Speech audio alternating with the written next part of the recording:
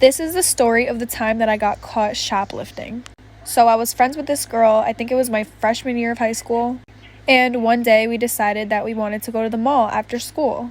So her mom picked us up, and my friend had decided to take out all of her books out of her book bag and just bring her empty bag. I don't remember talking about it like before we got there, but we were talking about how earlier that day in one of our classes, this kid that we were friends with was talking about how he finessed a backpack right from Kohl's and nobody even noticed. So we were like, wow, is it really that easy? Like, let's do it.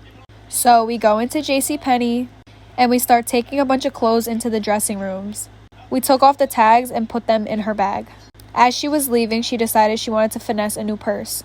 So she was like, here, take my bag and then I'm going to take a new one. So then we literally stand in the middle of JCPenney and we start praying that we don't get caught, like for part 2. Part 2 of getting caught shoplifting. So here, me and my friend are literally praying, like holding hands and everything, like bowing our heads. Just asking God, please, like, can we not get caught today? And we see this fat motherfucker, literally chasing us down, like, yeah, return the bathing suits, I saw you steal them on the camera, blah, blah, blah, give me your bag.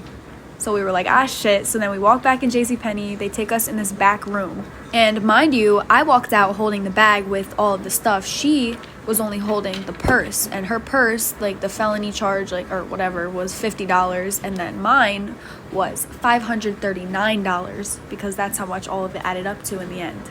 So we were only like 14. So to scare us, they called the cops. And we got arrested, walked out in handcuffs, got taken to the police station. I had my fingerprints done, and the girl that I was with didn't because hers wasn't so high. But yep, that's it. This is a story of the time that I burned off this girl's hair and she went completely bald. So it was her birthday and I wanted to do something special for her. And she was telling me all the time, oh, my hair is so damaged. My hair is like so nappy from bleaching it all the time. I just wish that I could have it straight. So I was like, all right, let me do my research. I didn't actually do research. So I look at the package when I go to Walgreens and it says instant silky smooth hair. And it had in the picture the same hair texture that she had. So I was like, oh, like it'll probably work for her. So the girl's hair was previously bleached, I don't know, like 10 times. And before that, and we had gone swimming the entire day before I put the stuff in her hair. So whatever, I start, going like this, applying all the stuff to her hair, and all of a sudden, I like get to the last piece of hair right at the top, and I see like strands starting to like feel a little bit flexible, and I'm like, this doesn't look right. First comment on here, I'm gonna do part 2 too. This is part 2 of the time that I burned off my best friend's hair until she was completely bald.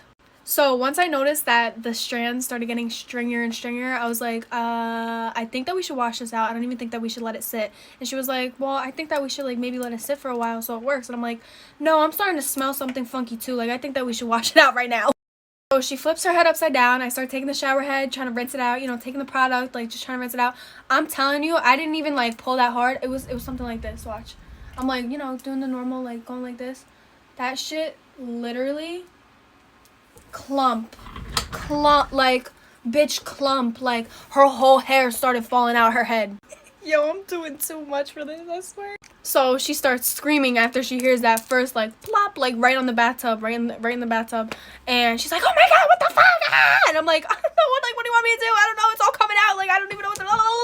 And then my mom comes okay, so my mom comes in and she's like, oh my god, what's going on, whatever. And I'm like, mom, like I don't know, but her hair is just in the bathtub right now, like it's not even on her head anymore, and like I don't even know what to do. And she started crying, she started screaming, and like I don't blame her. If that happened to me, oh my god, I would go off, like just like she did. Like I don't blame her at all.